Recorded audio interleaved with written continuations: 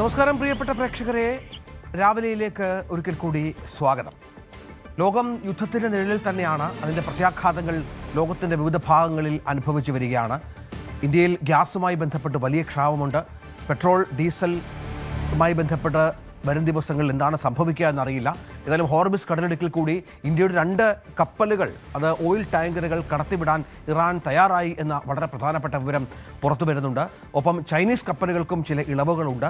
ഇതടക്കം നിരവധി മാറ്റങ്ങൾ സംഭവിക്കുന്നുണ്ട്. എങ്കിൽ പോലും യുദ്ധം നീണ്ടു നിന്നാൽ, ഇറാൻ്റെ പ്രതിരോധം വല്ലാതെ നീണ്ടു നിന്നാൽ അത് വലിയ തോതിലുള്ള പ്രത്യാഘാതങ്ങൾ ഉണ്ടാക്കുമെന്ന കാര്യത്തിൽ സംശയമില്ല. അതിൻ്റെയൊക്കെ പ്രതിഫലനങ്ങൾ ലോകവിപണികളിൽ കണ്ടു തുടങ്ങിയിട്ട് ദിവസങ്ങളായി താനും. ഒപ്പം ശബരിമല യുവതീ പ്രവേശനത്തിൽ സർക്കാരിൻ്റെ ടേൺ ഇന്നലെ സംഭവിച്ചിരുന്നു. ഏതായാലും ഈ വിഷയത്തിൽ ഇന്ന് സുപ്രീം കോടതിയിൽ നിലപാട് അറിയിക്കുമെന്നാണ് മനസ്സിലാക്കേണ്ടത്.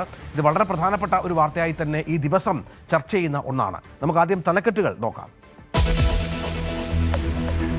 ശബരിമല യുവതീ പ്രവേശനത്തിൽ ആചാര സംരക്ഷണത്തെ അനുകൂലിച്ച് സർക്കാർ നിലപാട് ഇന്ന് സുപ്രീം കോടതിയിൽ. ഏപ്രിൽ 7-ന് വിശദമായ വാദം തുടങ്ങും. രേഖാമൂലമുള്ള വാദങ്ങൾ ഇന്ന് വരെ സമർപ്പിക്കാം.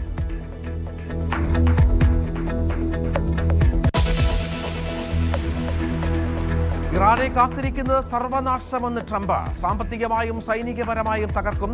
ഇറാനിലെ ഖാർഗ് ദ്വീപിൽ US ആക്രമണം. ഹോർമുസ് കടലിടുക്കിൽ ചൈനയ്ക്ക് ഇളവ് നൽകി ഇറാൻ. യുവാനിൽ വ്യാപാരം നടത്തുന്ന എണ്ണ ടാങ്കറുകളെ കടത്തിവിടും.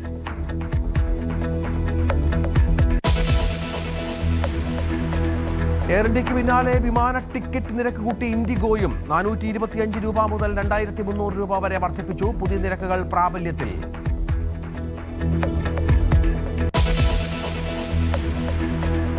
പാചകവാതക ക്ഷാമം അതിരൂക്ഷം. സംസ്ഥാനത്ത് കൂടുതൽ ഹോട്ടലുകൾ പൂട്ടുന്നു. കാസർഗോഡ് ജില്ലയിൽ മാത്രം 80% ഹോട്ടലുകൾ അടച്ചു.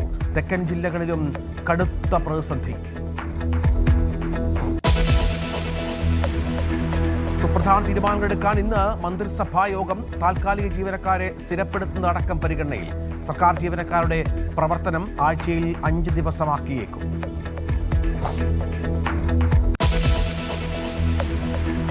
ഹൈക്കമാൻഡിനും വഴങ്ങാതെ കെ സുധാകരൻ മത്സരിക്കുമെന്ന നിലപാടിൽ മാറ്റമില്ല. സീറ്റെന്ന ഉറപ്പ് ലഭിച്ചാൽ മാത്രം ഡൽഹി യാത്ര. കോൺഗ്രസിൽ സ്ഥാനാർത്ഥി നിർണയം വഴിമുട്ടുന്നു.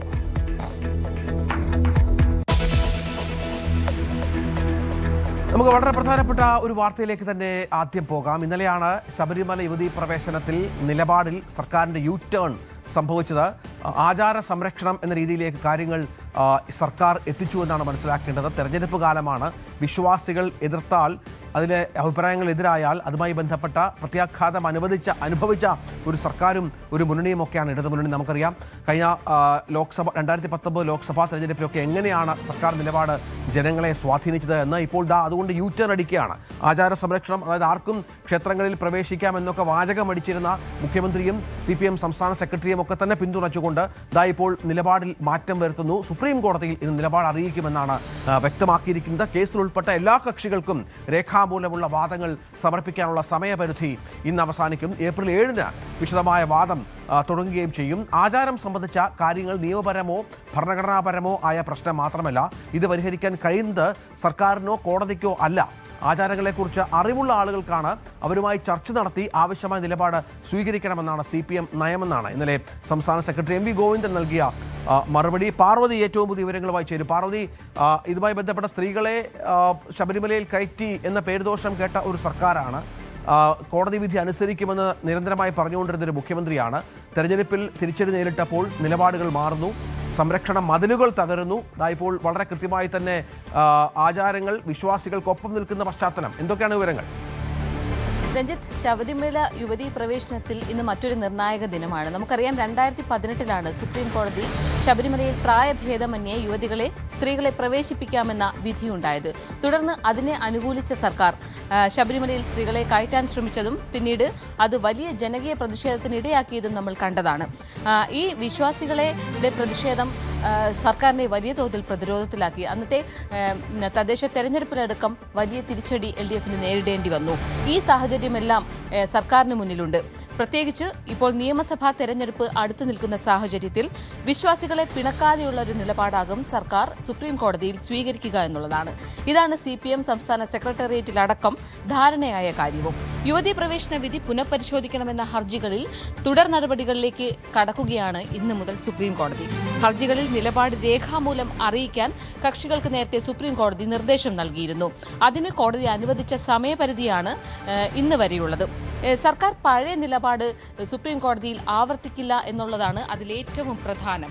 ആചാരകാര്യങ്ങൾ തീരുമാനിക്കുന്നത് പണ്ഡിതരും പരിഷ്കർത്താക്കളുമാണെന്ന സുപ്രീം കോടതി വിധി സർക്കാർ കോടതിയെ അറിയിക്കും. ഇതിനായി സമിതി രൂപീകരിക്കണമെന്നും സർക്കാർ കോടതിയിൽ നിർദ്ദേശം നൽകും. ഈ നിലപാട് തന്നെയാകും ഇന്ന് സത്യവാങ്മൂലമായി നൽകുക.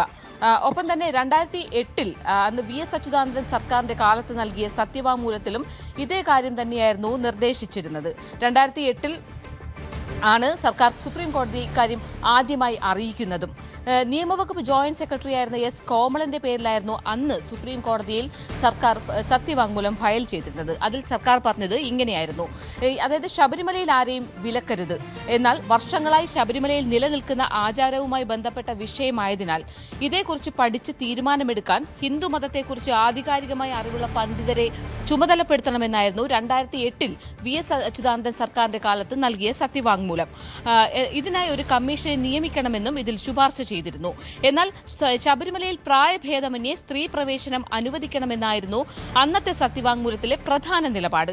എന്നാൽ ഈ നിലപാട് ഇപ്പോഴത്തെ സർക്കാർ ആവർത്തിച്ചേക്കില്ല. ഇതിൽ നിന്നാണ് സർക്കാർ പിന്നോട്ടു പോകുന്നതെന്നതാണ് ശ്രദ്ധേയം. ശബരിമലയിൽ യുവതീ പ്രവേശന വിഷയത്തിൽ സർക്കാർ പഴയ നിലപാട് ആവർത്തിക്കില്ല. കാരണം ഇത്തരമൊരു വിവാദങ്ങളും വിവിധ സംഘടനകളും വിശ്വാസികളും തമ്മിലുണ്ടായ അഭിപ്രായ വ്യത്യാസങ്ങളും എല്ലാം പരിഗണിച്ചാണ് സർക്കാർ ഇന്ന് സുപ്രീം കോടതിയിൽ സത്യവാങ്മൂലം സമർപ്പിക്കുക. മതവിശ്വാസവുമായി ബന്ധപ്പെട്ട ആചാരങ്ങളിൽ പരിഷ്കരണം ആവശ്യമെങ്കിൽ അതിൽ തീരുമാനമെടുക്കേണ്ടത് സർക്കാരല്ലെന്ന് വ്യാഖ്യാനിച്ചാകും ഇന്ന് സുപ്രീം കോടതിയിൽ നൽകുന്ന സത്യവാങ്മൂലത്തിൽ പ്രധാനമായും പരാമർശിക്കുക. ഒപ്പം തന്നെ ഈ യുവതീ പ്രവേശനത്തെ അനുകൂലിച്ച ഒന്നാം പിണറായി സർക്കാരിന്റെ കർശന നിലപാട് നമ്മൾ കണ്ടതാണ്. അതിൽ നിന്നുള്ളൊരു പിന്നോട്ടു പോക്ക് കൂടിയാകും ഇപ്പോഴുള്ള പിണറായി വിജയൻ സർക്കാരിൽ നിന്ന് ഉണ്ടാകുന്നത്. തീർച്ചയായും അതാണ് പ്രധാനപ്പെട്ട സാഹചര്യം. ഏതായാലും ശബരിമല യുവതീ പ്രവേശനവുമായി ബന്ധപ്പെട്ട് മുൻ നിലപാടിൽ നിന്ന് CPM സർക്കാർ, ഇടത് സർക്കാർ ഘടകം മറിയുന്നു, പിന്നോട്ട് പോകുന്നു, വിശ്വാസികൾക്കൊപ്പം നിൽക്കുന്ന നിലപാടുകൾ പ്രഖ്യാപിക്കുന്ന സാഹചര്യം ഉണ്ടാകുന്നു. അത് സുപ്രീം കോടതിയെ അറിയിക്കാനായി സർക്കാർ ഇന്ന് നിലപാട് അറിയിക്കാനായി പോവുകയാണ് എന്നുള്ള വളരെ പ്രധാനപ്പെട്ട വിവരമുണ്ട്. വലിയ ചർച്ചകൾക്ക് വരും ദിവസങ്ങളിൽ വിധേയമാകുന്ന ഒരു നിലപാട് മാറ്റം തന്നെയാകും, അത് സംശയമില്ല. മീനമാസ പൂജകൾക്കായി ശബരിമല നട ഇന്ന് തുറക്കും. വൈകിട്ട് 5 മണിക്ക് തന്ത്രി കണ്ഠരര് മഹേഷ് മോഹനരുടെ സാന്നിധ്യത്തിൽ മേൽശാന്തി ED പ്രസാദ് നട തുറന്ന് ദീപം തെളിയിക്കും. നാളെ രാവിലെ 5 മുതലാണ് ദർശനം. മീനമാസ പൂജകൾ പൂർത്തിയാക്കി മാർച്ച് 19 രാത്രി 10 മണിക്ക് നടയടക്കും. ശബരിമല ഉത്സവത്തിനായി മാർച്ച് 22 വൈകിട്ട് 5 മണിക്ക് നട തുറക്കും. അശാന്തം പശ്ചിമേഷ്യ.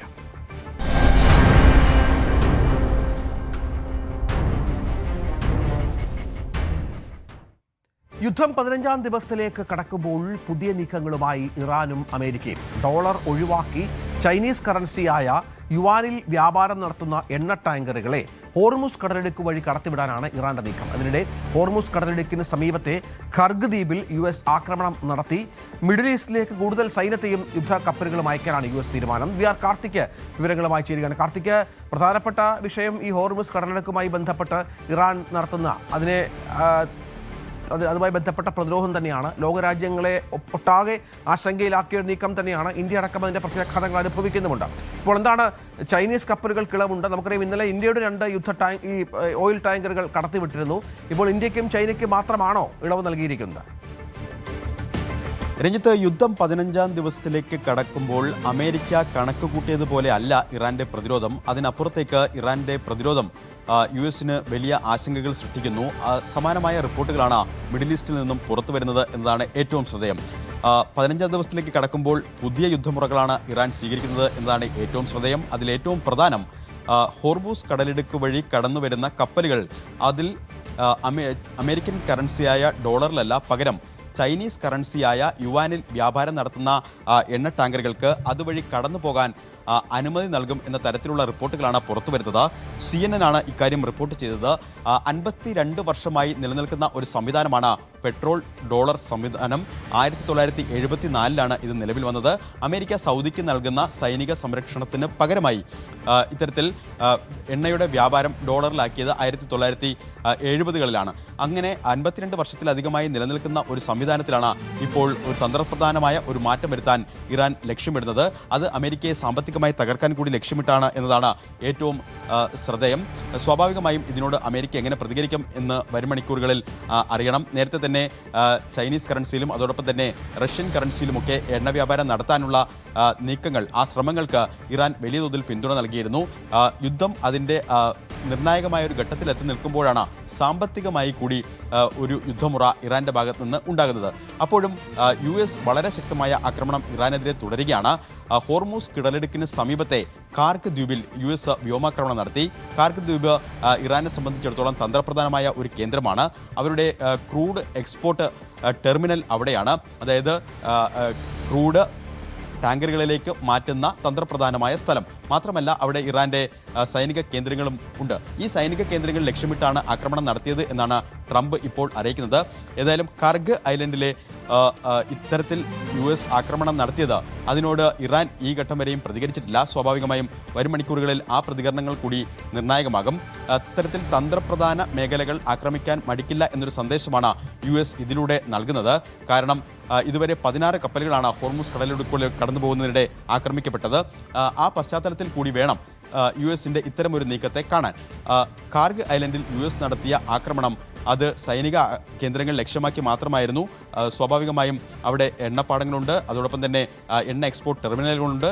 അവിടെയൊന്നും കേന്ദ്രീകരിച്ച് ആക്രമണം നടത്തിയില്ല എന്നതും ശ്രദ്ധേയമാണ്.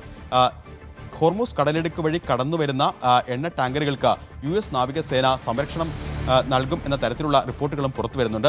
എന്തായാലും അമേരിക്ക കണക്ക് കൂട്ടിയതിനപ്പുറത്തേക്കാണ് കാര്യങ്ങൾ. കൂടുതൽ സൈന്യത്തെ മിഡിൽ ഈസ്റ്റിലേക്ക് അയക്കാൻ അമേരിക്ക ലക്ഷ്യമിടുന്നു. അതോടൊപ്പം തന്നെ മറ്റൊരു യുദ്ധക്കപ്പൽ കൂടി മിഡിൽ ഈസ്റ്റ് ലക്ഷ്യമാക്കി അമേരിക്ക അയക്കുന്നു എന്ന റിപ്പോർട്ടുകളും പുറത്തു വരുന്നു. USS ട്രിപ്പോളി എന്ന അമേരിക്കയുടെ യുദ്ധക്കപ്പലാണ് മിഡിൽ ഈസ്റ്റിലേക്ക് പുറപ്പെടുന്നത്. അതിൽ 2500 സൈനികരുണ്ടാവും. സ്വാഭാവികമായും നാവികമായി ഇറാനെ കൂടുതൽ നേരിടേണ്ട ഘട്ടമുണ്ട് എന്ന് വ്യക്തമാക്കുന്നത് കൂടിയാണ് അമേരിക്കയുടെ ഈ തന്ത്രപ്രധാന തീരുമാനങ്ങൾ. എന്തായാലും വരും ദിവസങ്ങളിലും യുദ്ധം ശക്തമായി തുടരും എന്ന സന്ദേശം തന്നെയാണ് ട്രംപ് നൽകുന്നത്. ഒരു തരത്തിലുള്ള വിട്ടുവീഴ്ചയ്ക്കും ഇല്ല എന്ന് ഇറാനും വ്യക്തമാക്കുന്നു. എന്തായാലും ഒപ്പം ഈ ഖമേനിയുമായി ബന്ധപ്പെട്ട ചില നീക്കങ്ങൾ അമേരിക്കയുടെ ഭാഗത്തുനിന്നുണ്ടാകുന്നുണ്ടല്ലോ. അമേരിക്ക തുടർച്ചയായി പറയുന്നു മുജ്തബ ഖമേനിക്ക് പരിക്കേറ്റിട്ടുണ്ട്, നിരവധി പ്രശ്നങ്ങൾ ഖമേനി അനുഭവിക്കുന്നുണ്ട്, ഖൊമേനിയെ കണ്ടെത്തണം എന്ന രീതിയിലുള്ള കാര്യങ്ങളൊക്കെ അവിടെ മുന്നോട്ട് കൊണ്ടുപോകുന്നുണ്ട്. ഇവരുടെ ഇനിയുള്ള പ്രധാന ടാർഗറ്റ് മുജ്തബ തന്നെയാണ്. മുജ്തബയെ ഇല്ലാതാക്കുക എന്ന വളരെ പ്രധാനപ്പെട്ട നീക്കവും അമേരിക്കയുടെ ഭാഗത്തുണ്ടാകുന്നു എന്ന് കരുതണ്ടേ കാർത്തിക്? തീർച്ചയായിട്ടും അങ്ങനെ തന്നെ വേണം വിലയിരുത്താൻ. കാരണം യുദ്ധത്തിൻ്റെ ആദ്യ ദിവസം തന്നെ ഇത്തരത്തിൽ ശക്തമായ ആക്രമണം US നടത്തി. ആ ആക്രമണം തന്നെ പരമോന്നത നേതാവിനെ ലക്ഷ്യമിട്ടുകൊണ്ടുള്ള ആക്രമണം ആയിരുന്നു. അതിനുശേഷം ട്രംപ് മുന്നോട്ട് വെച്ച പ്രധാനപ്പെട്ട ആവശ്യം പുതിയ നേതാവിനെ തിരഞ്ഞെടുക്കുമ്പോൾ തൻ്റെ അഭിപ്രായം കൂടി പരിഗണിക്കണമെന്നാണ്. പക്ഷേ അതൊന്നും കണക്കിലെടുക്കാൻ ഇറാൻ ഒരു ഘട്ടത്തിലും തയ്യാറായില്ല. നമ്മൾ ആദ്യ ദിവസം മുതൽ ഇങ്ങോട്ട് ഓരോ ഘട്ടവും എടുത്താൽ എന്തൊക്കെ US പറയുന്നോ അതിനൊക്കെ വിപരീതമായി ഇറാൻ ശക്തമായ നിലപാട് സ്വീകരിക്കുന്നു. ആദ്യഘട്ടത്തിൽ ഒരു റിജൈം ചേഞ്ച് എന്ന ആവശ്യം മുന്നോട്ട് വെച്ചു, അതിനോട് പ്രതികരിച്ചില്ല. രണ്ടാം ഘട്ടത്തിൽ ആക്രമണം ശക്തമാക്കുമെന്ന മുന്നറിയിപ്പ് നൽകി. അതിനോട് മിഡിൽ ഈസ്റ്റിലെ US-ന്റെ സൈനിക കേന്ദ്രങ്ങൾ ലക്ഷ്യമാക്കിയുള്ള ആക്രമണങ്ങൾ തുടർന്നു. മൂന്നാം ഘട്ടത്തിൽ ഇത്തരത്തിൽ ഒരു റിജൈം ചേഞ്ച് ഉണ്ടാകുമ്പോൾ സ്വാഭാവികമായും തൻ്റെ അഭിപ്രായം കൂടി പരിഗണിക്കണം എന്ന് പറഞ്ഞു. മാത്രമല്ല ഇപ്പോൾ ആക്രമിക്കുന്നതിൻ്റെ ഇരട്ടി ശക്തിയിൽ ഇറാനെ ആക്രമിക്കണമെന്നൊരു മുന്നറിയിപ്പ് ആ ഘട്ടത്തിൽ ട്രംപ് നൽകി. പക്ഷേ അതിനോട് ഇറാന്റെ പ്രതികരണം കടുത്തതായിരുന്നു. ഹോർമൂസ് കടലിടുക്ക് അടച്ചുകൊണ്ടാണ് ഇറാൻ അതിനോട് പ്രതികരിച്ചത്. സ്വാഭാവികമായും ആദ്യഘട്ടം മുതൽ അമേരിക്ക മുന്നോട്ട് വയ്ക്കുന്ന കാര്യങ്ങൾക്കൊക്കെ തന്നെ ഇറാൻ ശക്തമായ ഭാഷയിലാണ് മറുപടി പറയുന്നത്. നേരത്തെ രഞ്ജിത്ത് പറഞ്ഞതുപോലെ തന്നെ മുജ്തബയുടെ കാര്യത്തിൽ അദ്ദേഹത്തിൻ്റെ ആരോഗ്യവുമായി ബന്ധപ്പെട്ട കാര്യങ്ങളിൽ കഴിഞ്ഞ ദിവസം സ്ഥിരീകരിച്ച ചില റിപ്പോർട്ടുകൾ പുറത്തു വരുന്നു. അദ്ദേഹത്തിന് വലിയ തോതിലുള്ള പരിക്ക് ആദ്യ ദിവസത്തെ ആക്രമണത്തിൽ തന്നെ ഉണ്ടായി. പക്ഷേ കഴിഞ്ഞ ദിവസം അദ്ദേഹത്തിൻ്റെ ഒരു സ്റ്റേറ്റ്മെൻറ്റ് ഇറാൻ മാധ്യമങ്ങൾ പുറത്തുവിട്ടു. അതായത് ശക്തമായ ആക്രമണം തുടരുമെന്നും പകരം ചോദിക്കുമെന്നുമുള്ള സന്ദേശമാണ് അദ്ദേഹത്തിൻ്റെ വാക്കുകളിൽ ഉണ്ടായിരുന്നത്. സ്വാഭാവികമായും അങ്ങനെ വരുമ്പോൾ ഉടനൊന്നും ഈ യുദ്ധം അവസാനിക്കില്ല എന്ന് തന്നെയാണ് കാര്യങ്ങൾ വ്യക്തമാക്കുന്നത്. മുജ്തബയും അമേരിക്ക ലക്ഷ്യമിടുന്നു എന്ന തരത്തിലുള്ള വിവരങ്ങൾ പുറത്തു വരുന്നു. കാരണം അമേരിക്കൻ സൈനിക വിഭാഗത്തിൻ്റെയും അതോടൊപ്പം തന്നെ അവിടുത്തെ പ്രധാന നേതാക്കളുടെയും വാക്കുകൾ വ്യക്തമാക്കുന്നത് മുജ്തബയും ലക്ഷ്യമിട്ടുകൊണ്ടുള്ള നീക്കങ്ങൾ ഉണ്ടാകാനുള്ള സാധ്യതയിലേക്ക് തന്നെയാണ് വിരൽ ചൂണ്ടുന്നത്.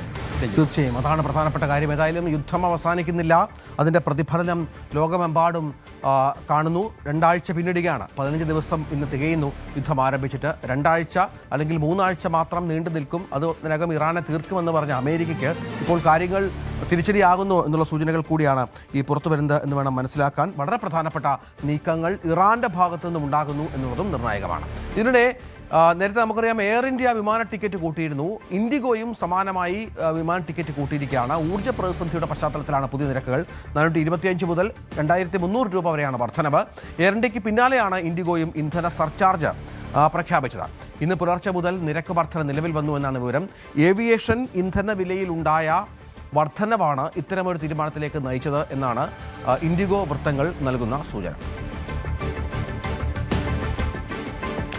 വടക്കൻ കേരളത്തിൽ പാചകവാതക സിലിണ്ടർ ക്ഷാമം രൂക്ഷമാണ്. ഹോട്ടൽ വ്യവസായം വല്ലാത്ത പ്രതിസന്ധിയിൽ പോകുന്നു. കാസർഗോഡ് ജില്ലയിൽ മാത്രം 80% ഹോട്ടലുകൾ ഇതിനോടകം അടച്ചുപൂട്ടേണ്ടി വന്നു. ബാക്കിയുള്ള ഹോട്ടലുകൾ മെനു വെട്ടിച്ചുരുക്കി വിറകടുപ്പ് ഉപയോഗിച്ചാണ് പ്രവർത്തിക്കുന്നത്. സ്വകാര്യ ഏജൻസികൾ സിലിണ്ടറുകൾക്ക് ഇരട്ടി വില ഈടാക്കുന്നതായും പരാതിയുണ്ട്.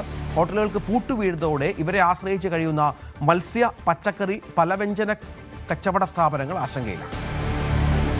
കാസർഗോഡ് ജില്ലയിലെ ഗ്രാമ നഗര വ്യത്യാസമില്ലാതെയാണ് ഹോട്ടലുകൾ വലിയ പ്രതിസന്ധിയിലായിരിക്കുന്നത്. ഇപ്പോൾ നമ്മളുള്ളത് പുല്ലൂർ പെരിയ പഞ്ചായത്തിലെ പെരിയയിലെ വഴിയോരം, അതായത് DTPCയുടെ കീഴിലുള്ള വഴിയോരം എന്ന ആ റെസ്റ്റോറൻറ്റിലാണ്. നമുക്ക് ഇവിടെയുള്ള ആളുകളോട് തന്നെ, ഇതിൻ്റെ നടത്തിപ്പുകാരോട് തന്നെ നമുക്ക് ചോദിക്കാം എന്താണ് നിലവിലെ ഒരു സാഹചര്യമെന്ന്. നമ്മോടൊപ്പം ഈ സ്ഥാപനത്തിൻ്റെ ഉടമ രാജേഷ് ചേരുന്നു. എന്താണ് നിലവിലിപ്പോൾ പാചകവാതക ഈ ക്ഷാമം ഏത് രീതിയിലാണ് മാറുന്നത്? നിലവിൽ ഹോട്ടൽ മേഖല ഭീകരമായിട്ടുള്ള ബുദ്ധിമുട്ടിലൂടെ കടന്നു പോകുന്നത്. കാരണം ഗ്യാസ് കിട്ടാനില്ല. നമ്മളൊക്കെ വിറകടുപ്പിലേക്ക് മാറിയിരിക്കുന്നു. പല മെനു വെട്ടിച്ചുരുക്കേണ്ട അവസ്ഥയാണ്. നമ്മളിപ്പോൾ ദോശ, കഴിഞ്ഞ ഒരാഴ്ചയായിട്ട് ദോശ നിർത്തിയിട്ടുണ്ട്. അതുപോലെ തന്നെ ചായയുടെ കാര്യത്തിൽ നമ്മൾ ചായ ഇപ്പോൾ കെറ്റിലാക്കി വെക്കുകയാണ്. കാരണം അല്ലാതെ ചായ കൊടുക്കാനൊരു നിവൃത്തിയില്ലാത്ത അവസ്ഥ ഇപ്പോൾ. അതുപോലെ തന്നെ ഗ്യാസ് നമുക്ക് തരുന്ന കമ്പനികൾക്ക് ഗ്യാസ് തരാൻ പറ്റില്ല. അതുപോലെ പ്രൈവറ്റ് ഗ്യാസുകളുണ്ട്, പക്ഷേ ഭയങ്കര വില കൊടുക്കേണ്ട അവസ്ഥയാണ്. അതുപോലെ തന്നെ പ്രൈവറ്റ് ഗ്യാസുകൾ അത് വില കൂടുന്നതാണോ ഇപ്പോൾ പറയുന്നത്? പ്രൈവറ്റ് ഗ്യാസ് കിട്ടാനില്ല, എങ്കിൽ പോലും കിട്ടുന്നുണ്ടെങ്കിൽ തന്നെ ഭയങ്കര ഭീകരമായ വില വാങ്ങുന്നത്. കരിഞ്ചന്തയും പൂഴ്ത്തിവെപ്പൊക്കെ നടക്കുന്നുണ്ട്. അപ്പോൾ സർക്കാർ എന്തായാലും ഇടപെടലുകൾ ഉണ്ടാവുമെന്ന് വിചാരിക്കുന്നു. ഇല്ലെങ്കിൽ ഈ മേഖല തന്നെ ഇല്ലാണ്ടായിപ്പോൾ. ഈ മേഖലയെ ഡിപ്പെൻഡ് ചെയ്തുകൊണ്ട് ഒരുപാട് തൊഴിലാളികളുണ്ട്, അന്യസംസ്ഥാന തൊഴിലാളികളുണ്ട്, നമ്മുടെ നാട്ടിലെ തൊഴിലാളികളുണ്ട്. അതുപോലെ നമ്മളെ ഡിപ്പെൻഡ് ചെയ്തിട്ട് മത്സ്യമേഖല, അതുപോലെ പല നമ്മൾ ഡിപ്പെൻഡ് ചെയ്യുന്ന കൺസ്യൂം ചെയ്യുന്ന പല പ്രോഡക്റ്റും വിൽക്കുന്ന ഒരുപാട് ആളുകൾ നമ്മളെ ഡിപ്പെൻഡ് ചെയ്യുന്നുണ്ട്. അതുപോലെ പൊതുജനങ്ങൾക്ക് പുറത്തിറങ്ങണമെങ്കിൽ ഫുഡ് കിട്ടണമെങ്കിൽ ഹോട്ടൽ മേഖലയിലേക്ക് പിന്നെ ആളുകൾക്ക് പുറത്തിറങ്ങാൻ പറ്റാത്ത ഹർത്താലിന് സമമായിട്ടുള്ളൊരു അന്തരീക്ഷമാണ് ഇനി വരാൻ പോകുന്നത്. അപ്പോൾ തീർച്ചയായിട്ടും എന്തെങ്കിലുമൊക്കെ ചെയ്തേ പറ്റുള്ളൂ. അതല്ലെങ്കിൽ നമ്മളിപ്പോൾ വിറകടുപ്പിലേക്ക് മാറിയിരിക്കുകയാണ് നമ്മുടെ കുക്കിംഗ് ഒക്കെ ഒരു പരിധി വരെ. തീർച്ചയായും ഈ വിറകടുപ്പ് അത് ചോദിക്കുന്നത് ഈ നഗരപ്രദേശങ്ങളിൽ പല ഹോട്ടലുകൾ ഇപ്പോൾ അടച്ചുപൂട്ടുന്നു. അതുപോലെ ഗ്രാമപ്രദേശങ്ങളിൽ ഇപ്പോൾ ഒരു സാഹചര്യം എന്താണ്? നമ്മളിപ്പോൾ കിഴക്കൻ മലയോര മേഖലയിലെ പല ഹോട്ടലും പൂട്ടി. അതിപ്പോൾ ഒരു 30% ഹോട്ടൽ മാത്രമേ ഇപ്പോൾ കാസർഗോഡ് ജില്ലയിൽ പ്രവർത്തിക്കുന്നുള്ളൂ. പ്രത്യേകിച്ച് നോമ്പ് കാലമായതുകൊണ്ട് രാത്രി തുറക്കുന്ന ഹോട്ടലുണ്ട്, അതും ഇപ്പോൾ നിലവിൽ നിർത്തിവെച്ച അവസ്ഥയാണ്. പിന്നെ വിറകടുപ്പ് എന്ന് പറയുന്നത് പ്രാക്ടിക്കൽ, എല്ലാവർക്കും പ്രാക്ടിക്കലല്ല. കാരണം അത്രയും സൗകര്യമുള്ളവരെ സംബന്ധിച്ചിടത്തോളം വിറകടുപ്പ് ഉപയോഗിച്ച് കുക്ക് ചെയ്യാം. അല്ലാത്തവരെ സംബന്ധിച്ചിടത്തോളം വിറക് അടുപ്പിടാനുള്ള സ്ഥലമില്ല. മറ്റ് ഇലക്ട്രിക് കുക്കിംഗ് മെത്തേഡിലേക്ക് മാറുക വെച്ചാൽ ഭീകരമായിട്ടുള്ള ഇലക്ട്രിക് ചാർജ് ഒന്നും താങ്ങാൻ പറ്റില്ല. ഒന്ന് നമ്മുടെ ഈ ഒരു അവസരത്തിൽ വില കൂടുതലാണ്. സാധനങ്ങളുടെ വില കൂടി, ചിക്കൻ്റെയൊക്കെ വില 160 കഴിഞ്ഞ് പോവുകയാണ്. അപ്പോൾ ഇങ്ങനെ ആളുകളുടെ നമുക്ക് വാങ്ങാനും പറ്റില്ല. കാരണം നമ്മൾ സ്ഥിരമായിട്ട് വരുന്ന പൊതുജനങ്ങളുടെ നമുക്ക് കൊള്ള ലാഭത്തിലൊരു സാധനം വിൽക്കാൻ പറ്റാത്തൊരു സാഹചര്യമാണ്. അപ്പോൾ ഈ വില കൂടുതലും ഒരു സൈഡിൽ ഇങ്ങനെ നിൽക്കുന്ന സമയത്ത് ഗ്യാസ് ഇല്ലായ്മയും ഒക്കെ കൂടി വളരെ പ്രതിസന്ധിയിലേക്കാണ് കേരളത്തിലെ ഹോട്ടൽ മേഖല പോകുന്നത്. നമ്മുടെ KHRAയുടെ ഭാഗമായിട്ട് പല രീതിയിൽ സംസാരിച്ചിട്ടുണ്ട് നമ്മുടെ ഗവൺമെൻറ് മന്ത്രിമാരോട്. പറയുമ്പോൾ ഹോട്ടൽ വ്യവസായത്തിനെ അനുബന്ധിച്ച് ഇപ്പോൾ അതുപോലെ പച്ചക്കറി, അതുപോലെ ഇതര സംസ്ഥാനത്ത് ഒരുപാട് ആൾക്കാർ ഹോട്ടലിനെ ആശ്രയിക്കുന്നു. എന്താണ് ഇവരുടെയൊക്കെ അവസ്ഥ? ഇങ്ങനെ അതായത് ഇവിടുത്തെ ഈ പ്രതിസന്ധി ഉണ്ടാവുകയാണെങ്കിൽ ഇവരുടെ നാട്ടിലേക്ക് പലായനം ചെയ്യാനുള്ള സാധ്യതയുണ്ട്. നമുക്ക് പിന്നീട് തൊഴിലാളികളെ ഏതെങ്കിലും ഒരു കാലത്ത് ഇത് റെഡിയാവുന്ന സമയത്ത് തൊഴിലാളികളെ കിട്ടാത്ത അവസ്ഥയുണ്ട്. അപ്പോൾ ശരിക്കും പറഞ്ഞാൽ അടിയന്തരമായിട്ട് ഇടപെടേണ്ട ഒരു പ്രശ്നമാണ് ഈ ഒരു ഗ്യാസിൻ്റെ പ്രശ്നം. ഈ ഇവർ പറഞ്ഞതുപോലെ തന്നെ അനുബന്ധമായ ഒരുപാട് ആളുകൾ ഇതിനെ ആശ്രയിച്ച് ജീവിക്കുന്നവരുണ്ട്. പ്രത്യേകിച്ച് മത്സ്യവിപണനം, അതുപോലെ തന്നെ പഴം, പച്ചക്കറി ഉൾപ്പെടെയുള്ള കാര്യങ്ങൾ. എന്നാൽ നമുക്ക് അത്തരം കാര്യങ്ങൾ പോകുന്നതിന് മുമ്പ് ഈ വിറക് അടുപ്പ് എത്രത്തോളം പ്രായോഗികമെന്നും കൂടി നമുക്ക് ഇവിടെ നിന്ന് കാണാം. ഇവിടെ ഈ വിറക് അടുപ്പ് വെച്ചാണ് ഇപ്പോൾ ഈ പാചകമൊക്കെ നടക്കുന്നത്. നമുക്ക് ആ ദൃശ്യം കൂടി ഒന്ന് നമുക്ക് കണ്ടിട്ട് വരാം. എന്താണ് നിലവിലെ ഒരു സാഹചര്യം? ഈ വിറക് അടുപ്പാകുമ്പോൾ എങ്ങനെയാണിത്?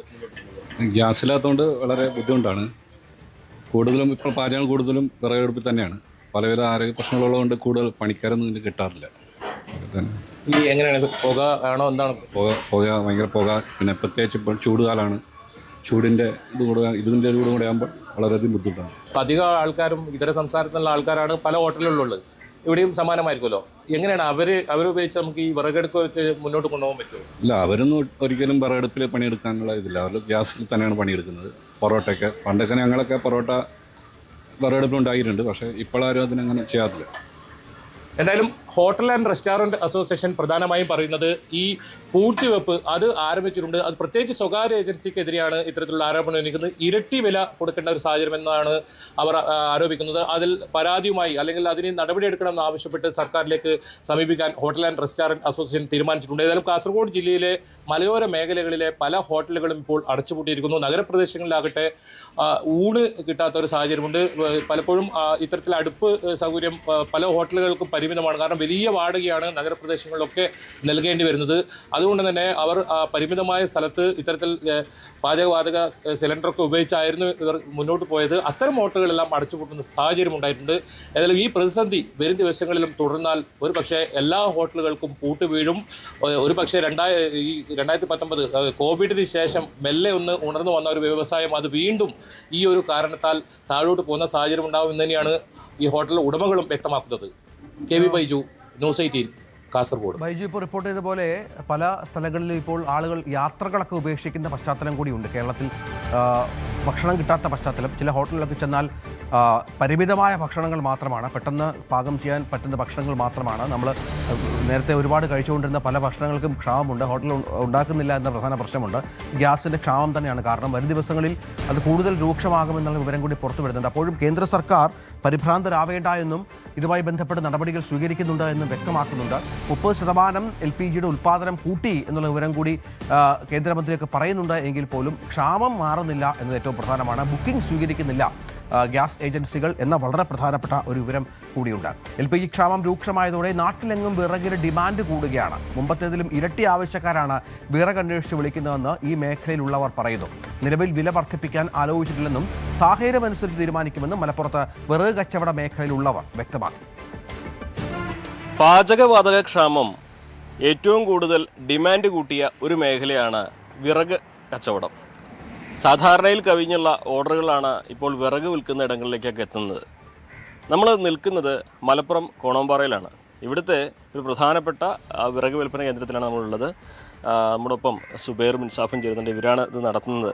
എങ്ങനെയുണ്ട് ഇപ്പോൾ ഈ പാചകവാതക ക്ഷാമം തുടങ്ങിയതിന് ശേഷം നിങ്ങൾക്ക് ഓർഡർ കൂടുതലായിട്ട് വരുന്നുണ്ടോ? ഓർഡർ കൂടുതലായി വരുന്നുണ്ട്. പിന്നെ നോമ്പായിട്ട് ഇപ്പോൾ നോമ്പ് കഴിഞ്ഞതിന് ശേഷം കുറേ ഓർഡർ എടുക്കാനുണ്ട്. ഈ സാധാരണത്തേക്കാൾ എത്ര വിളിയധികം വരുന്നുണ്ട്? എത്ര ഓർഡർ വരുന്നുണ്ട് അധികം ഗ്യാസിൻ്റെ ഷോർട്ടേജ് വന്നതിന് ശേഷം? അത് നമുക്ക് ആദ്യം ട്രിപ്പ് ഉണ്ടായിരിക്കും എന്നാണ്. പിന്നെ ഫോൺ ഇങ്ങനെ വന്നുകൊണ്ട് ഇപ്പോൾ ഡബിൾ വരുന്നുണ്ടോ? ഡബിൾ വരുന്നുണ്ട്. ഡബിൾ വരുന്നു, മുമ്പത്തേക്ക് ഡബിൾ വരുന്നില്ല. എന്തൊക്കെ വിറക് നമ്മളിവിടെ കൊടുക്കുന്നത്? വിറക്, മൂച്ചി, പ്ലാവ്, പിന്നെ മാക്കണി ഐറ്റംസ് ഒക്കെ ആയിട്ട് പിന്നെ റബ്ബറായിട്ട് ഉണ്ട്. ഇപ്പം എങ്ങനെയാണ് നിങ്ങൾ ഈടാക്കണ വില? എത്രയാണ് വില? ഇപ്പം നമ്മൾ ഒരു വണ്ടി അളവിലാണ്. എങ്ങനെ ഏത് വണ്ടിയിൽ? ചെറിയ വണ്ടിയിലാണ്? ചെറിയ വണ്ടി. ഇപ്പോൾ അതിലെത്ര വാങ്ങണം? അത് 2500. നമ്മളപ്പോൾ ഒരു 3 കിലോമീറ്റർ, നമ്മൾ സൈറ്റിൽ നിന്ന് ഒരു 3 കിലോമീറ്റർ 4 കിലോമീറ്റർ അതിൻ്റെ അടുത്തൊക്കെ ആണെങ്കിൽ നമ്മൾ 2500 ഇറക്കി കൊടുക്കും. അല്ലെങ്കിൽ ഇപ്പോൾ കുറച്ച് ദൂരമൊക്കെ ആണെങ്കിൽ അതിനനുസരിച്ച്. എല്ലാ വിറകിനും ഒരേ വിലയാണോ? അല്ല, റബ്ബറിന് കൂടും. അതിനെത്ര വരിക? അത് 3 റുപ്യ 3 റുപ്യ റേഞ്ചിൽ വരും. മറ്റേക്ക് 2500 ആ റേഞ്ച്. ഇതിപ്പോൾ ഈ ഗ്യാസിൻ്റെ ഷോർട്ടേജ് വന്നതിന് ശേഷം വില കൂടിയിട്ടുണ്ടോ? വില കൂടിയിട്ടില്ല. ഒരു സാധനം നമ്മളിപ്പോൾ വിറക് കിട്ടാനില്ല. നമ്മളെ കൊത്താനും വേണ്ടി വിറക് കിട്ടാനില്ല ഇപ്പോൾ. എല്ലായിടത്തും വിളി വരുന്നതുകൊണ്ട് ധാരാളമായിട്ട് പോകുന്നുണ്ടാവില്ലേ? ധാരാളം വീടുകളിൽ നിന്നൊക്കെ വിളി വരുന്നുണ്ടോ? വീടുകളിൽ മുമ്പ് അത്ര വന്നിരുന്നില്ല അല്ലേ? കമ്മിയായിരുന്നു, എന്നാലും ഇപ്പോൾ കൂടിയിരിക്കണം. വീടുകൾക്ക് ഏത് വിറകാണ് കൊടുക്കുന്നത്? വീടുകൾക്ക് അടുപ്പൊക്കെ പറ്റിയ ചെറിയ വിറകുണ്ട്, അടുപ്പൊക്കെ മാത്രമായിട്ടുള്ള ഇതുണ്ട്, അവിടെ ഉണ്ട്, അത് അടുപ്പിൽ കൂട്ടാൻ അടുപ്പൊക്കെ പറ്റിയത്. പിന്നെ നമ്മളെ പരിപാടിക്ക്, ഈ ഹോട്ടലിക്ക്, കാറ്ററിംഗ് സർവീസിനൊക്കെ വലിയ അടുപ്പുകൾ, വലിയ കൊള്ളികൾ.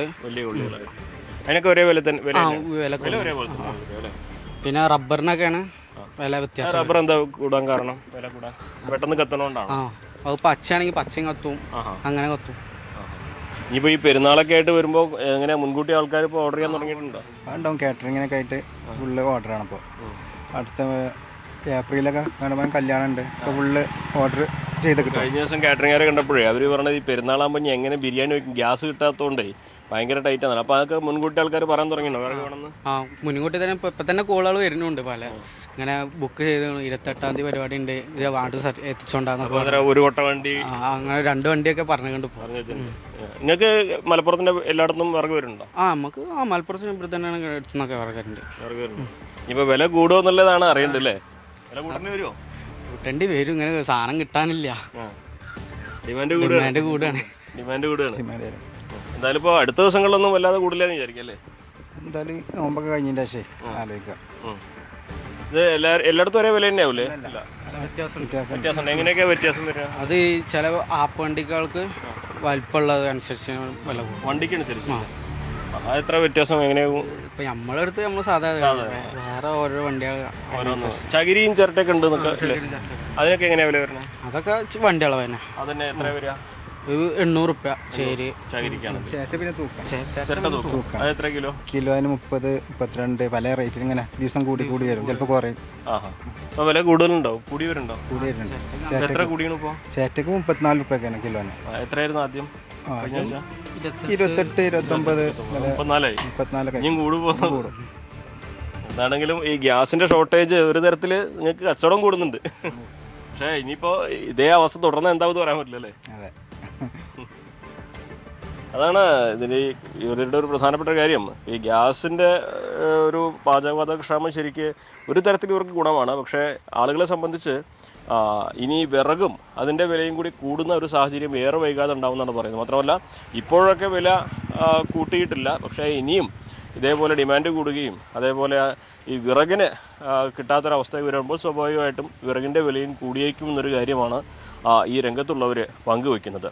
അഖിലോട്ട് പറയൊപ്പം CV അനുമോദ്, ന്യൂസ് 18. വിറകടുപ്പുകളിലേക്ക് ആളുകൾ തിരിച്ചു പോകുന്ന അസാധാരണമായ സാഹചര്യം ഒരിക്കലും നമ്മുടെ പുതിയ തലമുറ മലയാളിയൊന്നും പ്രതീക്ഷിച്ചിട്ടുണ്ടാവില്ല ഇത്തരത്തിലൊരു പ്രതിസന്ധി ഉണ്ടാകുമെന്ന്. അപ്പോൾ വേണ്ടാതെ കിടന്ന വിറകിന് ഇപ്പോൾ ആവശ്യക്കാർ ഏറെയാണ്, വില കൂടുന്നുണ്ട്. നാട്ടിൻപുറങ്ങളിലൊക്കെ പല സ്ഥലങ്ങളിലും വിറക് വെച്ച് ഭക്ഷണമുണ്ടാക്കുന്ന ഹോട്ടലുകളൊക്കെ ഉണ്ട്. പക്ഷേ സിറ്റി മേഖലയിലൊക്കെ അതിലേക്ക് കാര്യങ്ങൾ എത്തുന്നു എന്നുള്ള വിവരം കൂടി ഏറ്റവും നിർണായകമാണ്. ഒപ്പം വിറക് കച്ചവടക്കാർക്ക് കോളടിച്ച മട്ടുമുണ്ട്. മറ്റു വാർത്തയിലേക്ക്, പാചകവാതകം കിട്ടാതായതോടെ ഇടുക്കി ടൂറിസം മേഖല പ്രതിസന്ധിയിൽ. മൂന്നാറിൽ വിവിധ ഹോട്ടലുകൾ അടച്ചു. മെനു വെട്ടിക്കുറച്ച് പ്രതിസന്ധി മറികടക്കാൻ ഒരുങ്ങുകയാണ് ഹോട്ടലുകൾ. വാണിജ്യ ആവശ്യങ്ങൾക്ക് പാചകവാതകം കിട്ടാതായതോടെ ഇടുക്കിയിലെ ടൂറിസം മേഖല കനത്ത പ്രതിസന്ധിയിലായി. മൂന്നാർ, ആനച്ചാൽ മേഖലകളിൽ വിവിധ ഹോട്ടലുകൾ അടച്ചുപൂട്ടി. നിലവിൽ പ്രവർത്തിക്കുന്നവ മെനുവിലെ പല വിഭവങ്ങളും വെട്ടിക്കുറച്ചാണ് പ്രതിസന്ധി അതിജീവിക്കാൻ ഒരുങ്ങുന്നത്. പ്രഭാത ഭക്ഷണം ഒരുക്കുന്നത് പൂർണ്ണമായും ഒഴിവാക്കിയ സ്ഥാപനങ്ങളും ഉണ്ട്. റെസ്റ്റോറന്റ് പ്രവർത്തനം നടക്കുന്നുണ്ട്. അതിന്റെ മെനു ഒരു കുറച്ച് ചില സാധനങ്ങൾ, ചില ഐറ്റംസ് ഒക്കെ ഒന്ന് നോട്ട് അവൈലബിൾ ആക്കേണ്ടി വരുമായിരിക്കും. എങ്കിലും നമുക്ക് ഇങ്ങനെ കണ്ടിന്യൂ ചെയ്തല്ലേ പറ്റുള്ളൂ. കാരണം ഇത്രയും ആൾക്കാർ ജോലി ചെയ്യുന്ന ഒരു സ്ഥാപനമാണ്, നമുക്ക് അടച്ചിടാനൊന്നും പറ്റത്തില്ല. ഇത്രയും ആൾക്കാരെ അഫക്റ്റ് ചെയ്യുന്നതാണ്. അതുപോലെ തന്നെ ഈവൻ സാധാരണക്കാരെ ആണെങ്കിൽ പോലും ഹോട്ടലിൽ സപ്ലൈ കൊടുക്കുന്നില്ല എന്ന് പറയുമ്പോൾ ഇവിടെ വന്നൊരു ചായ കുടിക്കാൻ പോലും ആൾക്കാർ പുറത്തുനിന്ന് എല്ലാവർക്കും എല്ലാം കഴിച്ചുകൊണ്ടൊന്നും വീട്ടിൽ നിന്ന് കൊണ്ടുവരാനൊന്നും പറ്റത്തില്ലല്ലോ. അപ്പോൾ ഇത് നടന്നു പോകേണ്ടത് നമ്മുടെ ഒരു ആവശ്യമാണ്. മൂന്നാറിന്റെ കാഴ്ചകൾ ആസ്വദിക്കാനെത്തുന്ന സഞ്ചാരികളും നേരിടുന്നത് വലിയ പ്രതിസന്ധിയാണ്. വിദൂര മേഖലകളിൽ നിന്നും എത്തുന്നവർ ഭക്ഷണം കിട്ടാതെ ബുദ്ധിമുട്ടുന്ന സാഹചര്യമാണ് ഉള്ളത്. തുറന്നു പ്രവർത്തിക്കുന്ന ഹോട്ടലുകളിലാകട്ടെ വൻ തിരക്കാണ്. നിലവിൽ ഗ്യാസ് ഇല്ല, കിട്ടാനില്ല. എല്ലാ ഹോട്ടലുകളും അടച്ചുകൊണ്ടിരിക്കുകയാണ്. ഇപ്പം ഞങ്ങൾക്ക് ഇന്നൊരു ദിവസം കൂടെ മാത്രമേ ഓടുള്ളൂ. ഇനിയിപ്പം നിലവിൽ അടച്ചിടാന്നുള്ള ഒരു ഇതല്ലാതെ വേറെ മാർഗങ്ങളൊന്നുമില്ല. ഈ മേഖലയിൽ ഇപ്പം 4 ഹോട്ടൽ അടച്ചിട്ടുണ്ട്. പാചകവാതക വിതരണം വരും ദിവസങ്ങളിൽ കാര്യക്ഷമമായില്ലെങ്കിൽ ടൂറിസം മേഖല നിശ്ചലമാകും. ന്യൂസ് 18 ഇടുക്കി. കേരളത്തിൽ വന്ന് വിവാഹിതയായ കുംഭമേള ഫെയിം മൊണാലിസ നടനും മോഡലുമായ ഫർമാൻ ഖാനെ വിവാഹം ചെയ്തതിൽ ഞെട്ടൽ പ്രകടിപ്പിച്ച പിതാവ് ജയ്സിംഗ് ഭോസ്ലെ ന്യൂസ് 18നോട്. കേരളത്തിലേക്ക് മകളുമായി വന്നത് സിനിമയിൽ അഭിനയിക്കാനാണെന്നും കുടുംബത്തിന്റെ അറിവില്ലാതെ വിവാഹം ചെയ്തത് വലിയ ദുഃഖമുണ്ടാക്കിയെന്നും അദ്ദേഹം പറഞ്ഞു. मोनालिसा के पिता जय सिंह भोसले इस वक्त न्यूज 18 पर एक्सक्लूसिव है, उन्हीं से बात करते हैं। वे केरल से लौटे हैं, क्या कुछ वो कहेंगे पूरे मामले पर। सबसे पहले आप कहां से बात शुरू करेंगे, क्या हुआ था? सर मैं तो ये कहना चाहता था कि उन लोगों ने मेरी लड़की को और मेरे को भी बुला के फंसाया। जैसे उन लोगों ने लालच दिया है कि मेरे को तुम्हारी लड़की को डांस, कथक और एक्टिंग उसको सिखाएंगे, यहाँ पे बहुत अच्छा है, इधर पे खर्चा भी कम लगेगा आपको, आप आके देख लो। ऐसे 20-25 दिन से फोन पे बात चल रहा था। तो मैंने बोला कि समय होगा तभी देखेंगे। तो लड़की ने बोला कि यहाँ पे नहीं है पापा, देख के आ जाते कभी उधर। अच्छा हुआ तो भैया भी बोले एक्टिंग बहुत अच्छी कर रहे हैं, सामने वाले व्यक्ति भी 2-4 है। तो मैंने सोचा कि ठीक बात है, बेटा जाके देख लेते। 2-4 दिन रुकेंगे, वापिस आ जाएगा। तो बोले कि पापा ठीक है, कभी जमेगा तो उधर रुकेंगे, नहीं जमेगा तो वापिस आ जाएगी। वो मेरे को यहाँ पे आके सर मालूम पड़ा। मेरे को तो ये बोल के भेजा वहाँ से कि आप चले जाओ, इसको तो पढ़ा लिखा के फिल्म बनाएंगे इधर। बोले कि तुम्हारे को कोई चीज का टेंशन नहीं, बोले लड़की सिर्फ पढ़े लिखेगी। यार मैं इधर आया तो सब मैं देख रहा हूँ मोबाइल में, तो सब शादी हो गई। तो मैं इसके लिए सोचता हूँ कि कोई मेरा साथ दे, कि कोई लड़की को मेरे तक ले आए। मोनालिसा ने आज कहा कि पिता नाराज है, उन्हें मना लूंगी। वो यहाँ थे लेकिन शादी अटेंड नहीं की उन्होंने। आपको भी सबको मालूम है कि समाज में, हिंदू समाज में और जो उसमें ऐसा नहीं हो पाता। मेरे कम से कम समाज में करोड़ों समाज वाले हैं, सब फोन करके गालियां दे रहे हैं कि आप क्या करके आए हो। तो मैं यही कहना चाहता हूँ कि खुद की बेटी को कोई किसी के हवाले नहीं करेगा। मैं हाथ जोड़ के निवेदन करता हूँ कि खुद की बेटी को कोई किसी का बाप भी नहीं करेगा, कैसा भी होगा नहीं कर पाएगा कि किसी की बेटी को मरने के लिए छोड़ के आएगा इतनी दूर। फरमान कब से संपर्क में था आप लोगों के? फरमान जब उनकी मूवी के लिए मुझे बुलाया था कि मोनालिसा के साथ में मूवी बनाना चाहते हैं हम। कितने दिन पहले? ये करीब 4-5 महीने होगा। उस टाइम पे हम गए थे, सिर्फ 3 दिन रुके थे।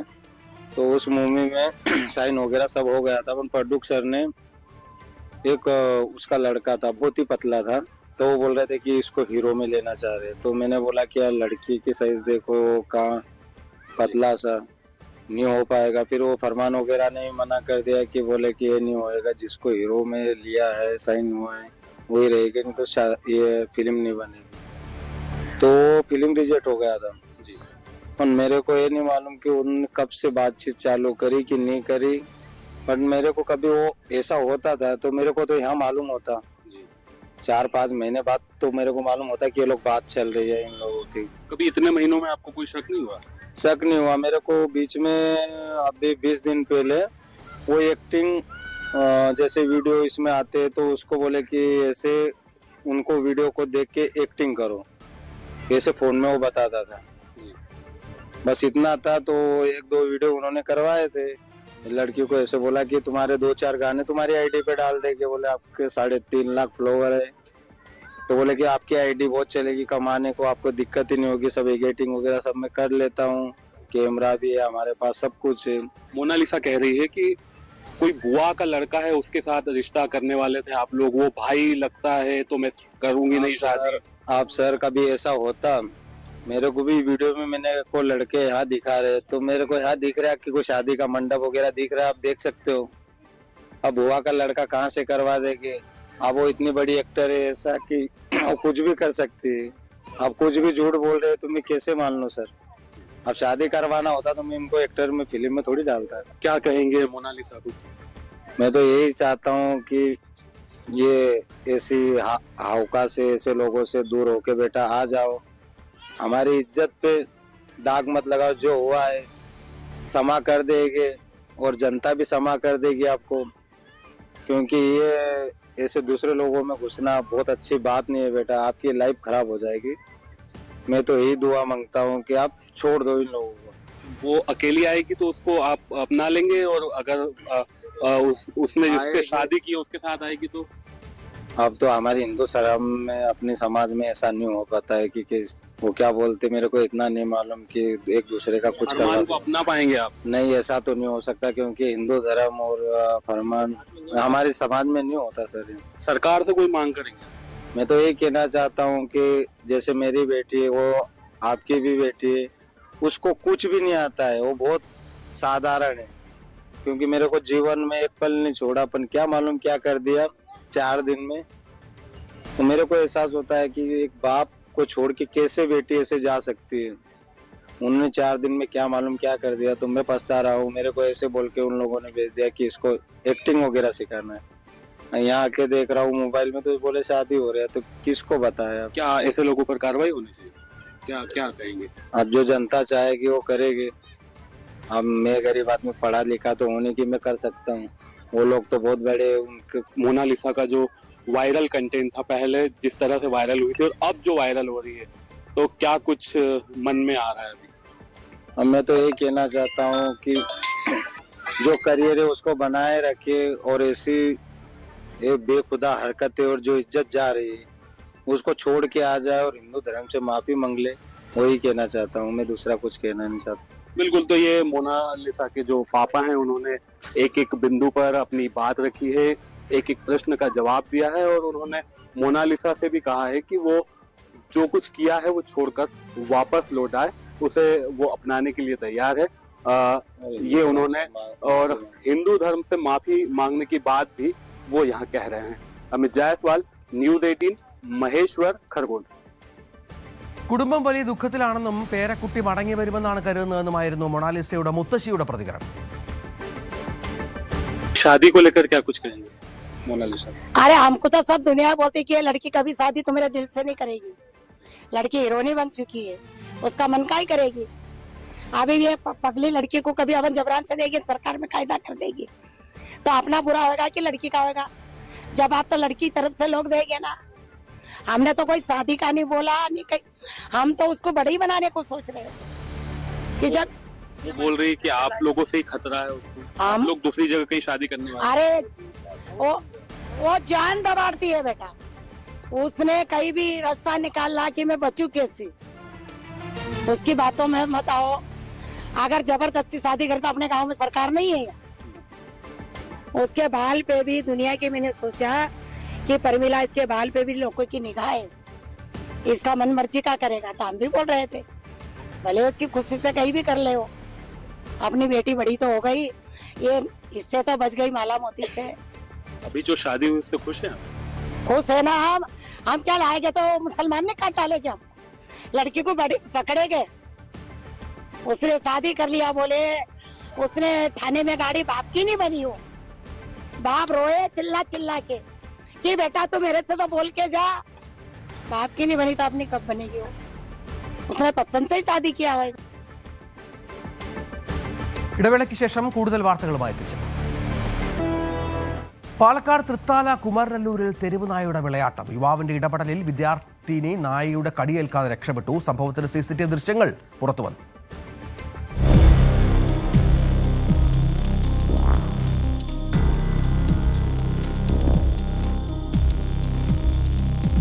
തൃത്താല കപ്പൂർ കുമരനെല്ലൂരിൽ ബസ് കാത്തുനിന്ന കോളേജ് വിദ്യാർത്ഥിനിക്ക് നേരെയാണ് തെരുവ് നായയുടെ ആക്രമണമുണ്ടായത്.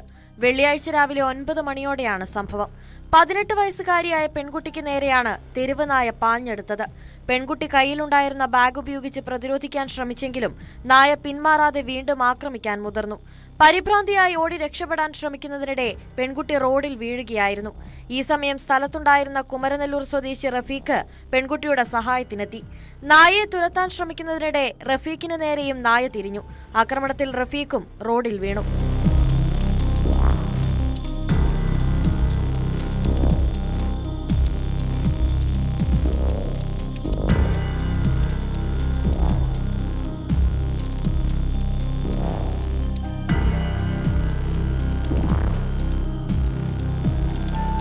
നിലത്ത് വീണതിനെ തുടർന്ന് ഇരുവർക്കും നിസാര പരുക്കുകൾ സംഭവിച്ചിട്ടുണ്ട്. നായയുടെ ആക്രമണത്തിൽ നിന്ന് രക്ഷപ്പെട്ടെങ്കിലും നാട്ടുകാർ വലിയ ഭീതിയിലാണ്.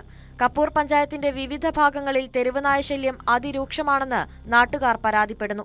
മാസങ്ങൾക്ക് മുൻപും കപ്പൂരിൽ നിരവധി പേർക്ക് തെരുവുനായുടെ കടിയേറ്റിരുന്നു. വിദ്യാർത്ഥികൾ ഉൾപ്പെടെയുള്ളവർ റോഡിലിറങ്ങാൻ ഭയക്കുന്ന സാഹചര്യമാണ് നിലവിലുള്ളത്.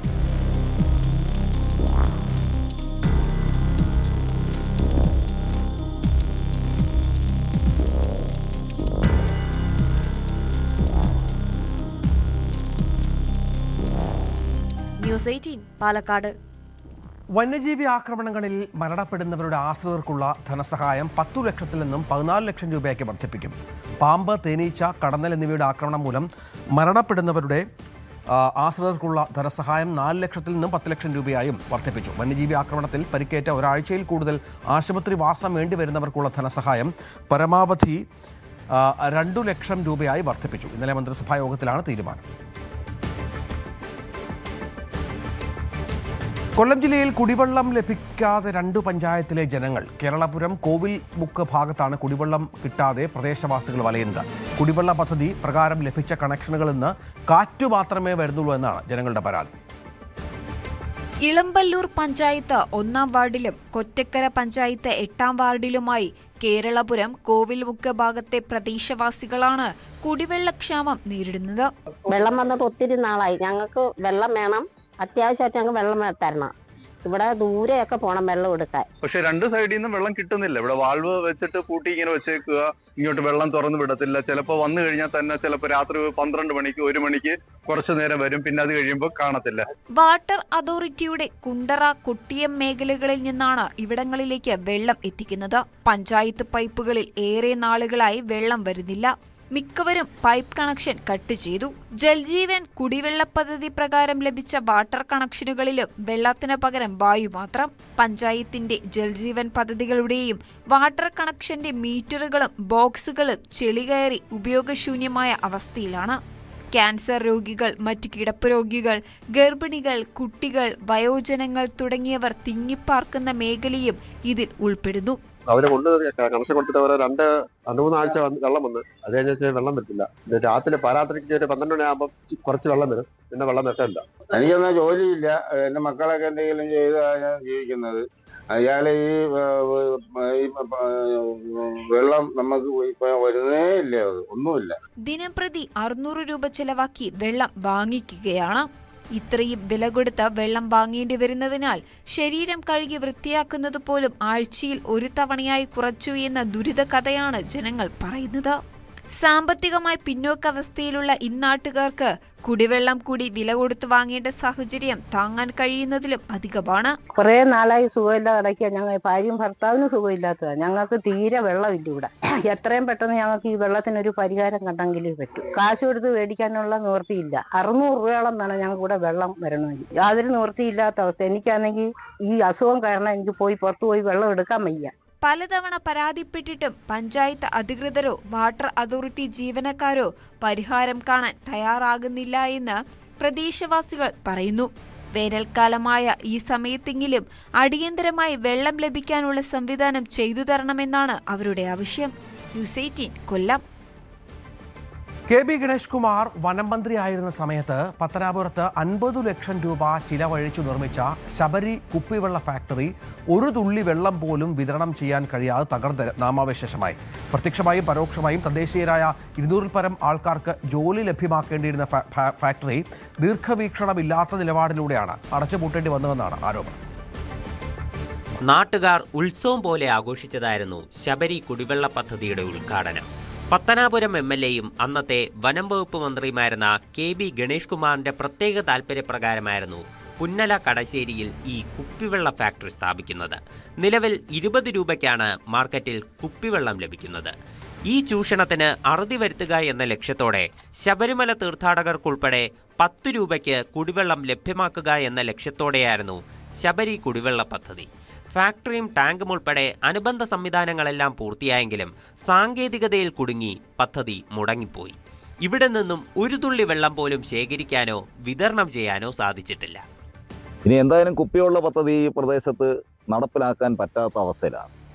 ഉയർന്ന പ്രദേശമായ കടശ്ശേരിയിൽ വേനൽക്കാലമായി കഴിഞ്ഞാൽ കുടിവെള്ളത്തിന് വളരെയേറെ ബുദ്ധിമുട്ടുന്ന സാഹചര്യമാണ്.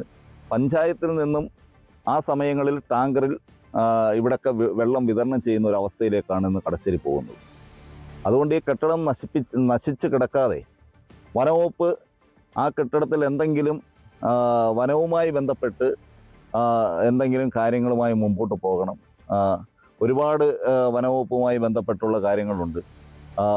അവിടെ അങ്ങനെ എന്തെങ്കിലും ചെയ്ത് ആ കെട്ടിടം സംരക്ഷിക്കണം. അത് നശിച്ചു പോകാതെ എന്തെങ്കിലും കാര്യങ്ങൾ ചെയ്യണം.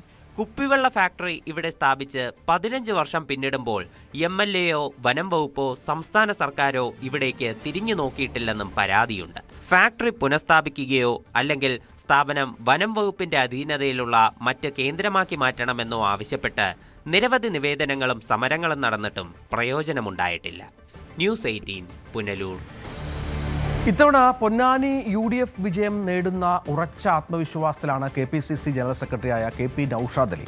പൊന്നാനി കേന്ദ്രീകരിച്ച് പ്രവർത്തിക്കാൻ പാർട്ടി നിർദ്ദേശം നൽകിയതിനാൽ ഇവിടെ ശ്രദ്ധ കേന്ദ്രീകരിച്ചതെന്നും പൊന്നാനി UDF സ്ഥാനാർത്ഥി ആരായാലും വിജയമെന്നും KP നൌഷാദ് അലി പറഞ്ഞു. പൊന്നാനി സ്ഥാനാർത്ഥിയായി UDF KP നൌഷാദ് അലിയെ പ്രഖ്യാപിക്കുമെന്നാണ് സൂചന. പൊന്നാനി ഇടതുപക്ഷത്തിന്റെ ഉറച്ച കോട്ടയായിട്ടാണ് അവർ വിലയിരുത്തുന്നത്. എന്നാൽ അത് ഇളകാത്ത കോട്ടയല്ല എന്ന് തെളിയിക്കാനുള്ള ശ്രമത്തിലാണ് UDF. KPC general secretary Shri KP Naushad Ali 2 വർഷത്തോളമായി പൊന്നാനിയിൽ സജീവ പ്രവർത്തനത്തിലാണ്. ഇത്തവണ UDFനെ വിജയത്തിലെത്തിക്കുക എന്നുള്ള പ്രധാന ലക്ഷ്യമാണ് അദ്ദേഹത്തിന്. മാത്രമല്ല പൊന്നാനി പ്രഖ്യാപിക്കാനിരിക്കുന്ന സ്ഥാനാർത്ഥി പട്ടികയിൽ അദ്ദേഹത്തിൻ്റെ പേരുണ്ടാകുമെന്ന സൂചനകളുമാണ് വരുന്നത്. എന്താണെങ്കിലും സ്ഥാനാർത്ഥി നിർണയ അവസാന ഘട്ടത്തിലേക്കാണ്. പ്രഖ്യാപനം മാത്രമേ ബാക്കിയുള്ളൂ എന്നാണ് അറിയാൻ കഴിയുന്നത്. പൊന്നാനിയിലെ UDFന്റെ സാധ്യതകൾ എത്രമാത്രമുണ്ട്?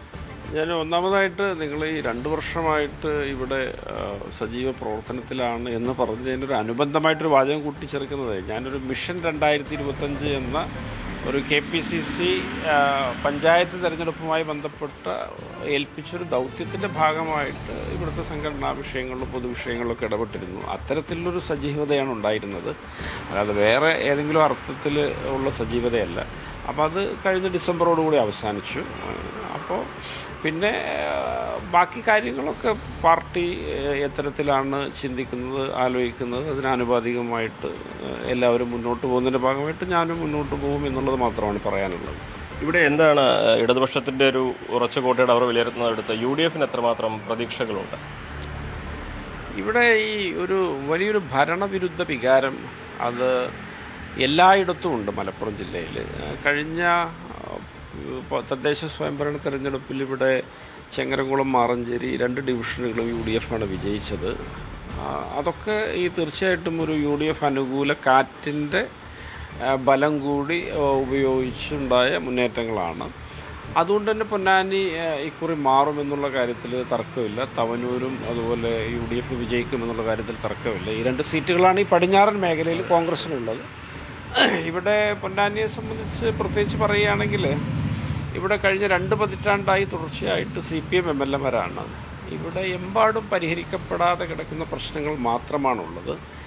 ഏതെങ്കിലും തരത്തിലൊരു ഇടപെടലുണ്ടായി എന്ന് ഇയർമാർക്ക് ചെയ്യപ്പെടാവുന്ന ഒരു കാര്യവും ഈ നിയോജക മണ്ഡലത്തിൽ എവിടെയും ഉണ്ടായിട്ടില്ല. അതുകൊണ്ട് പ്രാദേശിക വികസന കാര്യങ്ങളിലും പ്രത്യേകിച്ച് തീരദേശ മേഖലയൊക്കെ ജനങ്ങൾ വലിയ നിരാശയിലാണ്.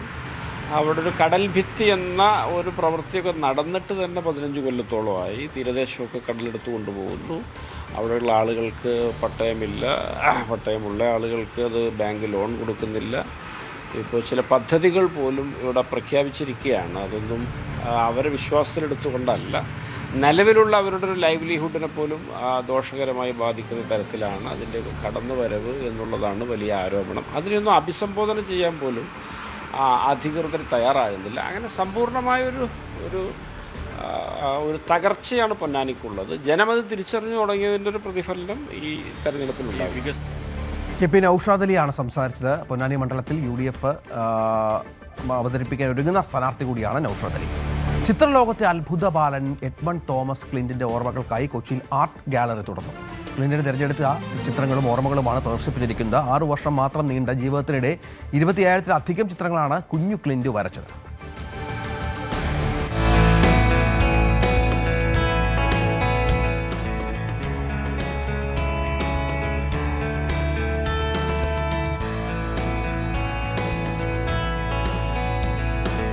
എഡ്മണ്ട് തോമസ് ക്ലിന്റിന്റെ ഓർമ്മകൾക്കായി ഒരിടം. 43 വർഷങ്ങൾക്ക് ശേഷമാണ് കുഞ്ഞ് ക്ലിന്റിന്റെ ഓർമ്മകൾക്കായി ഒരു ഗാലറി തുറക്കുന്നത്. കേരള പെരുമ വാനോളം ഉയർത്തിയ കുഞ്ഞു പ്രതിഭയായിരുന്നു ക്ലിന്റ്. ചിത്രരചനാ മത്സരങ്ങൾക്കൊക്കെയും ക്ലിന്റ് വർണ്ണവിസ്മയങ്ങൾ തീർത്തു. തന്റെ ചെറുപ്രായത്തിൽ തന്നെ 26,000-ത്തിലധികം ചിത്രങ്ങളാണ് വരച്ചുകൂട്ടിയത്.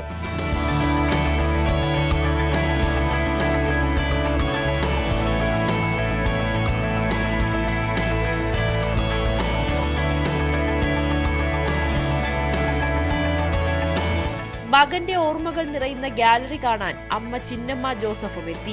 അവസാനം ഇപ്പോൾ ഈ പ്രസ്ഥാനം പൂർത്തിയായപ്പോൾ എനിക്ക് എന്തെന്നില്ലാത്ത സന്തോഷവും കടപ്പാടും എല്ലാം ഈ ചെയർമാനോടുണ്ട്. He is the great man who behind the success of my son. ക്ലിന്റിന്റെ കലാസൃഷ്ടികൾ ഇനി GCDയുടെ ഗാലറിയിൽ നിറയും. GCDയുടെ ഗാന്ധിനഗർ ഷോപ്പിംഗ് കോംപ്ലക്സിലാണ് ഗാലറി. News 18 Kochi. Malabar group chairman MP അഹമ്മദിന് Lokmat Maharashtrian of the year award ലഭിച്ചു. 2026 ബിസിനസ് ഭൂഷൺ അവാർഡാണിത്. മുംബൈയിലെ ഗ്രേറ്റ് വേ ഓഫ് ഇന്ത്യയിൽ നടന്ന ചടങ്ങിൽ മഹാരാഷ്ട്ര മുഖ്യമന്ത്രി ദേവേന്ദ്ര ഫട്നാവിസും ഉപമുഖ്യമന്ത്രി ഏക്നാഥ് ഷിൻഡെയും ചേർന്നാണ് പുരസ്കാര സമർപ്പണം നടത്തിയത്.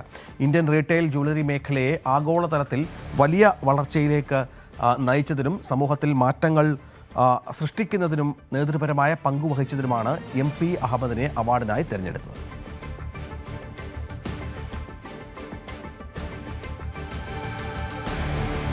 ഒളിമ്പിക്സ് ചാമ്പ്യൻ മനു ഭാക്കർക്ക് ആദരമായി ഒരു ഗാനം. 2024 പാരീസ് ഒളിമ്പിക്സിൽ ഇന്ത്യയുടെ താരം മനു ഭാക്കറായിരുന്നു. 2 വെങ്കല മെഡലുകളാണ് മനു ഭാക്കർ ഇന്ത്യക്ക് ആ ഒളിമ്പിക്സിൽ സമ്മാനിച്ചത്. മനു ഭാക്കർക്ക് ആദരമായി ഒരു ഗാനം തയ്യാറാക്കപ്പെട്ടിരിക്കുന്നു. അന്താരാഷ്ട്ര വനിതാ ദിനത്തിൽ തയ്യാറാക്കപ്പെട്ട ഈ ഗാനം രചിച്ചിട്ടുള്ളത് മലബാർ ക്രിസ്ത്യൻ കോളേജ് ചരിത്ര വിഭാഗം മുൻ മേധാവി ഡോക്ടർ MC വസിഷ്ഠാണ്. വസിഷ്ഠിന്റെ വരികൾക്ക് സംഗീതം നൽകി ആലപിച്ചിട്ടുള്ളത് അദ്ദേഹത്തിന്റെ പൂർവ്വ വിദ്യാർത്ഥിയായ Silu ഫാത്തിമയാണ്. With every shot a story unfold, people cheer at her shot. Her name shining like a star at the capital of France. നമുക്കിനിയും നമ്മുടെ സ്പെഷ്യൽ ഡേയിലേക്ക് ഒന്ന് പോകണം. തിരുവനന്തപുരം നെയ്യാറ്റിൻകര ഓലത്താനി സ്വദേശിനി ദേവിക PIക്ക് ഇന്ന് ജന്മദിനമാണ്. ആശംസകൾ നേരുന്നത് സഹോദരി ഗോപികയും രക്ഷിതാക്കളും.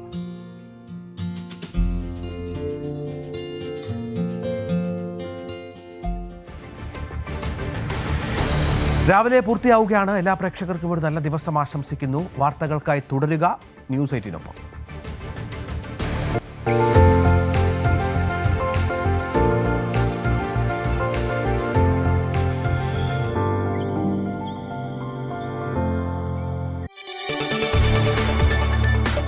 കൂടുതൽ വാർത്തകൾക്ക് news 18 Keralam YouTube channel subscribe ചെയ്യുക.